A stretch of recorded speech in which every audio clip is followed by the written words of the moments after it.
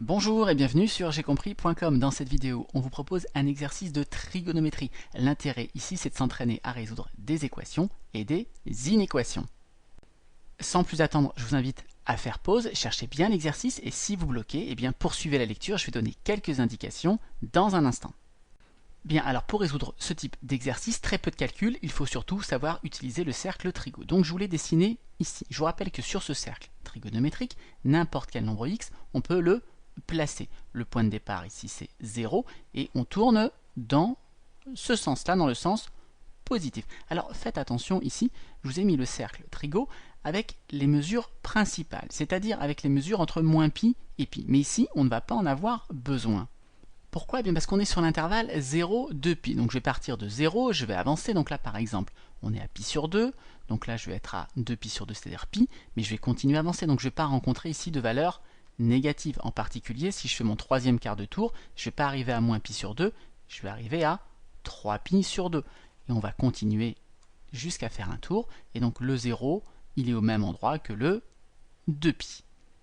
Donc pour résoudre l'inéquation par exemple, vous allez parcourir votre cercle de 0 à 2 pi. Vous allez regarder quand est-ce que le cosinus de x est strictement plus grand que 1/2, sachant que le cosinus de x c'est l'abscisse du point qui correspond à x. Le sinus c'est l'ordonnée. Je vous ai remis également les valeurs remarquables du cosinus. C'est les mêmes sur les autres quarts de cercle et vous devez évidemment bien les connaître, ces valeurs. Pour l'équation, il y a une petite difficulté, il y a un sinus 2x. Alors, le sinus 2x, c'est comme s'il y avait des parenthèses ici. Et donc, comme il y a un 2x, c'est un petit peu plus compliqué. Donc, dans un premier temps, moi, je vous invite à résoudre l'équation 1 moins sinus grand x égale 0, avec le grand x, donc qui est égal à 2x, ce qu'on appelle un petit changement de variable. Et là où il faut faire attention, c'est comme votre x, il est entre 0 et 2 pi. Et bien votre 2x, c'est le double, lui, il sera entre 0 et, je vais mettre des inégalités larges, il sera entre 0 et 4 pi. Ça veut dire que votre grand x, lui, il est entre 0 et 4 pi.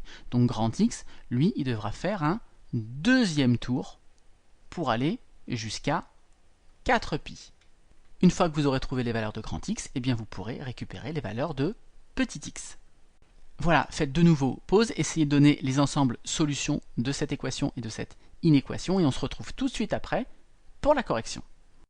Bien, on passe maintenant à la correction de l'exercice. Donc on l'a dit, on va poser 2x égale grand x, c'est ce que j'ai écrit ici. Donc comme je prends un petit x qui est entre 0 et 2 pi, évidemment je multiplie par 2, donc mon grand x, il est entre 0 et 4 pi. Et donc maintenant, mon équation 1 moins sinus 2x égale 0.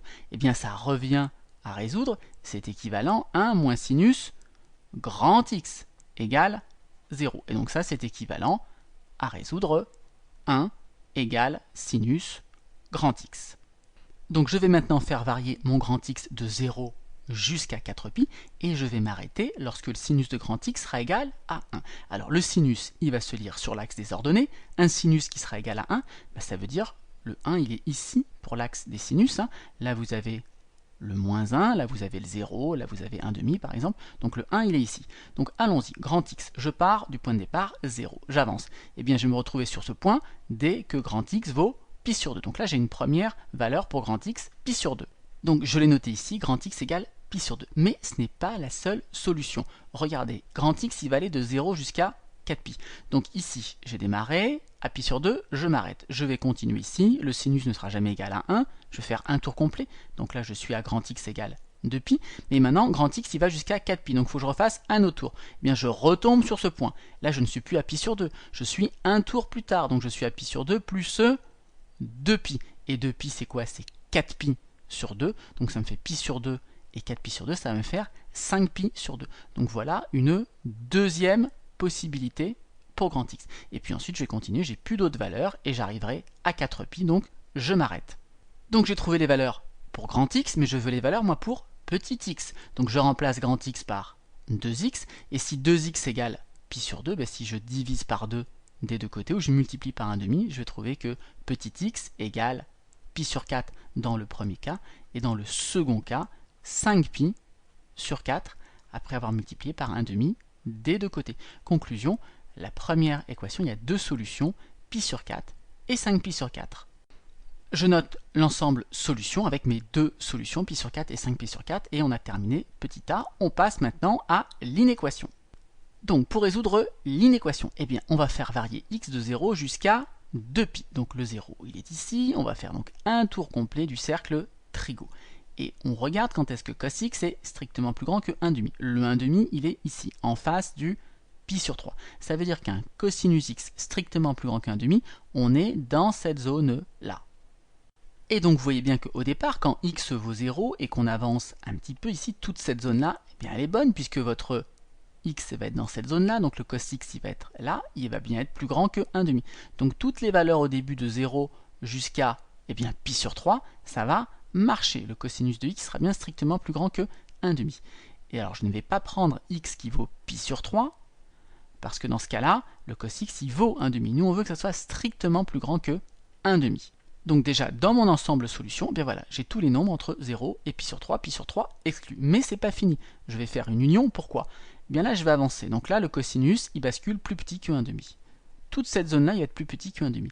Mais quand je vais refranchir ce point-là, et donc tout le dernier arc de cercle ici, eh bien ces valeurs vont également convenir, puisque là, j'aurai de nouveau un cosinus qui sera strictement plus grand que 1,5.